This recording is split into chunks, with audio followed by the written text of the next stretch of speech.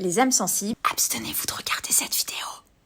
Ce que tu peux voir sur cette vidéo est l'autopsie d'un cerveau en post-mortem d'une personne qui, a priori, aurait été victime d'une hémorragie cérébrale diffuse à la suite d'une rupture d'anévrisme intracrânien. L'anévrisme intracrânien est une malformation d'une artère cérébrale qui correspond à une dilatation focale, une sorte de poche, de la paroi d'une artère intracrânienne où le sang circule sous pression et cette poche peut grandir au fil du temps, voire se rompre car la paroi artérielle y est plus fragile que sur une artère saine. La rupture est en règle générale, mais pas toujours, très douloureuse, comme un coup d'éclair dans un ciel serein et peut entraîner au fur et à mesure d'autres signes neurologiques de façon assez rapide comme un déficit moteur, une crise d'épilepsie, des troubles de la conscience, etc. Les conséquences d'une rupture peuvent être catastrophiques. 10% des patients vont décéder d'emblée, 30 à 50% des patients décéderont dans les 3 mois et 30% des patients présenteront un handicap définitif. Environ 2 à 6% de la population serait porteuse d'un anévrisme et dans les études scientifiques faites en France, le risque de rupture est faible, environ 10 sur 100 000 par an. Mais dans d'autres pays, c'est plus fréquent comme aux États-Unis. Une personne sur 50 serait porteuse d'un anévrisme